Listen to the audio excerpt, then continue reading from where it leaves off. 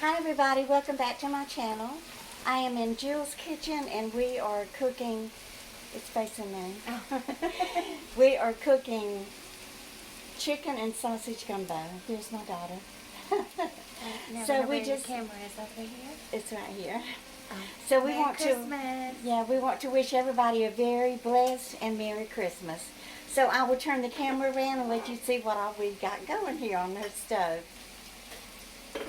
Okay, in this skillet I have my Trinity, celery, onions, and bell pepper. After this gets nice and brown, then I will brown the toast. I'm going to take the lid off of that, Jill. And then we have a whole chicken boiling here. It is almost tender and ready to debone. And after we debone that, we're going to add the sausage. I'm thinking about browning the sausage first. I think it will enhance the flavor a little bit. And then we have our can of tomato paste, which we'll be adding to it. And okra. Definitely have to have okra.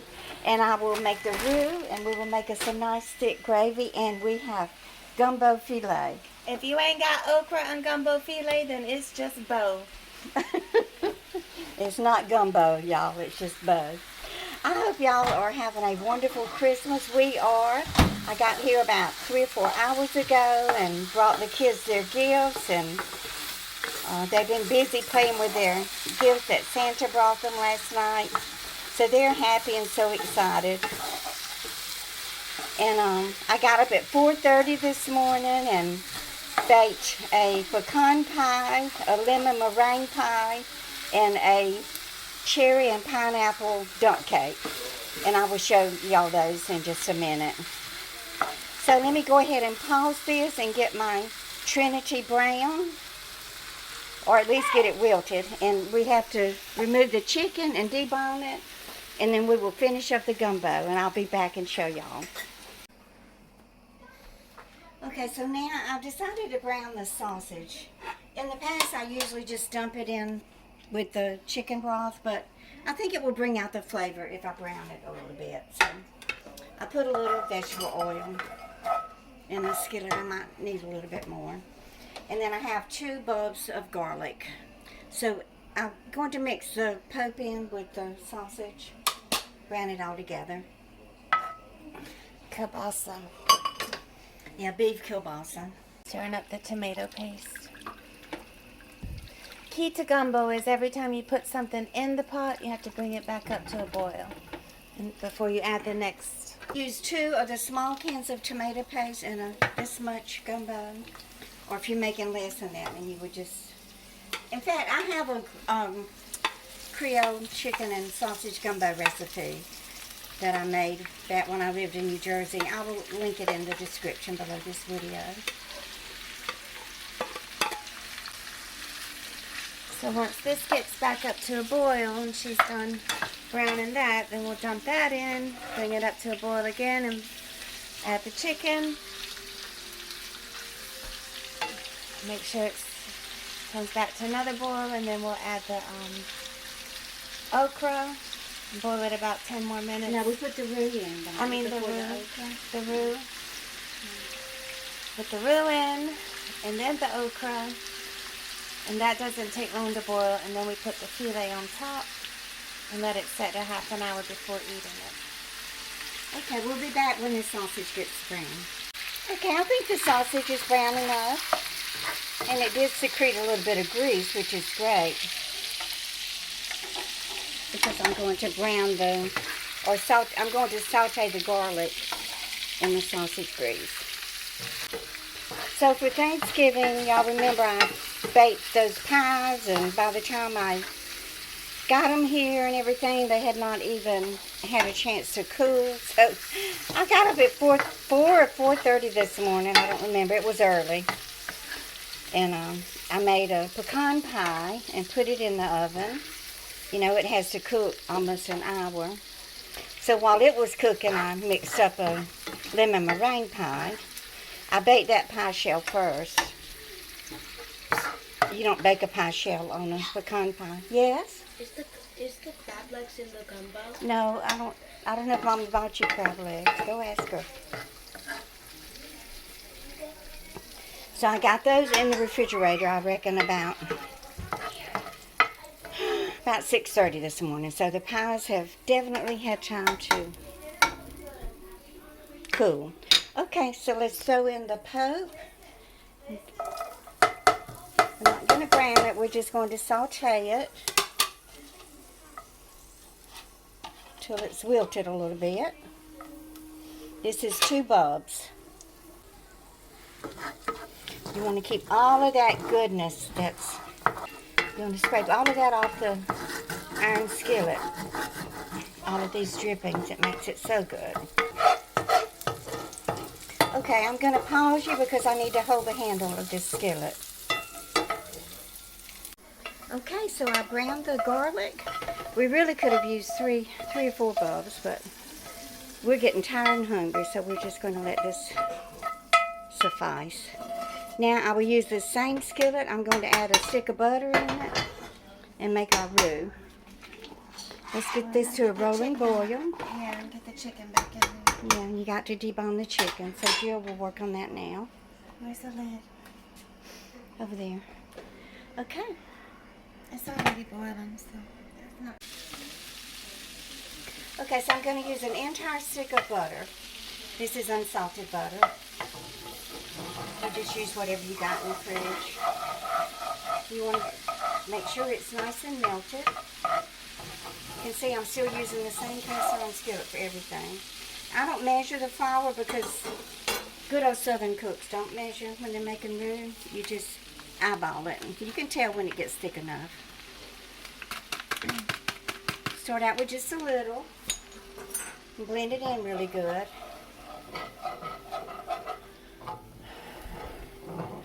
So I'll turn it down a little because I don't want it to burn.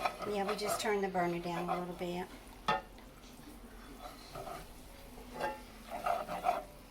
Okay. Now some cooks don't like it real thick, but I do like my roux thick. So I will be adding a little bit more flour, but let me get this dissolved. So that's going to give the gumbo the nice consistency. Gumbo don't mean just throw everything in a pot or, have a bunch of corn and vegetables in it. That's not gumbo. That's a soup or a stew.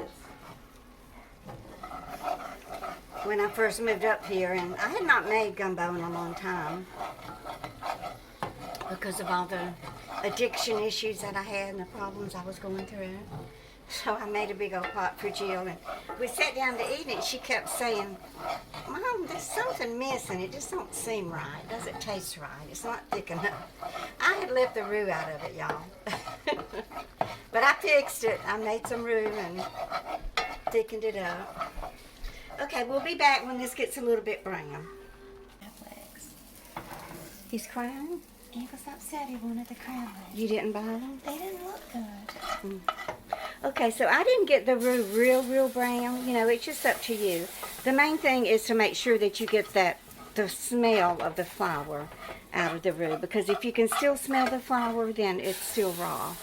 It hasn't cooked long enough.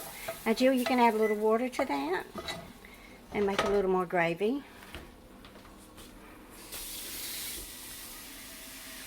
Ethan wanted crab legs, so Jill was going to buy just 1 or 2 for him, but they were not good. They didn't look good. They didn't look fresh. They didn't So look fresh. you can't take a chance like that. Crab legs being spoiled. So I told him we'll go tomorrow and get some just for the crab legs. Yeah. Also, Get some Zatarain's crab oil. I didn't want to take the chance of altering the flavor of the gumbo. Mm-hmm. Alright, the chicken's almost ready to put back. We're going to debone the chicken, add it. We'll let it cook a few minutes, and then we will turn the burner off completely. Now we gotta add the okra. Oh yeah, we gotta add the okra. We can do that now. Let's go ahead and add the okra. You can use fresh okra or just buy a bag of frozen. How many ounces is that, Jill? 16. A pound of cut okra. I Don't think get frozen is better because it cooks down more. You don't want to get the okra that is breaded. Don't even get that when you want to fry okra. I used to let it thaw out and then bread it with cornmeal and fry it in grease. One of my subscribers told me that she breads it while it's still frozen. So I tried that, and yes, it did. It did bread a lot better. The cornmeal stayed on it much better. Okay, so now It's not thick enough. we can add more roux. Gonna eat it over rice too. Yeah, but it can't be water. Okay. Alright, well, it'll thicken. Yeah, we'll be back. Okay, so Jill deboned the chicken. This was a whole chicken, y'all. She paid almost $15 for it. I just had to go and get it last minute. I didn't plan to make this gumbo. Mm-hmm. Yeah, she just picked it up at Stop and Shop. She could have gotten it cheaper at Lidl, but I don't think they have whole chickens there. they might not. I like these Okay, dish so rags you bought me. we just have to let it cook until the okra is tender, and then we will cover it with the filet and let it set for a half hour. And we will be back. I think it's thickening up nicely. Yeah, it is. I told you the okra will thicken it. Taste it. She's got to taste it.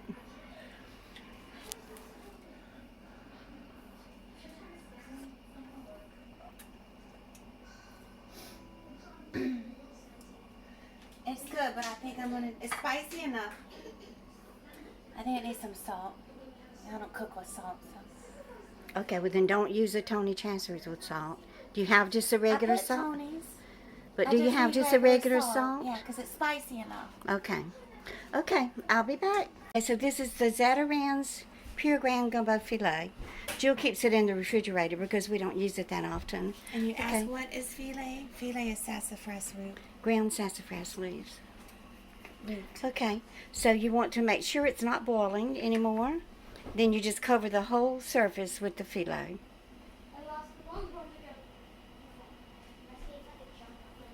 And don't stir it. Yeah, so you have to, we already tasted it and added some salt.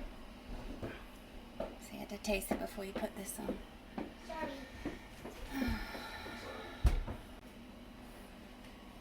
That's good or a little more? Yeah, that's good. That's good.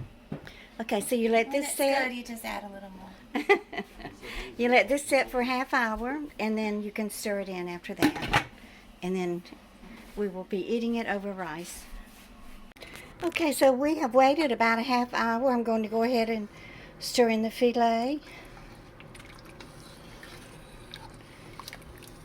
It's a little thin. You know, we could have made it thicker if I had browned some more roux, but it's still going to be good. We're going to eat it over that rice, but I do want a taste of it.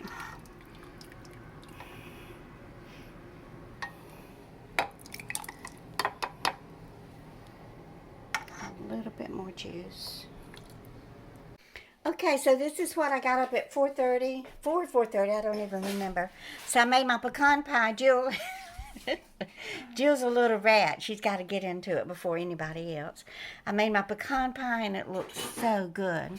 The one that I made for Thanksgiving, I overcooked it. And y'all, I couldn't find my recipe. I had to go on Phyllis Stokes' channel to get our old recipe from the 1950s.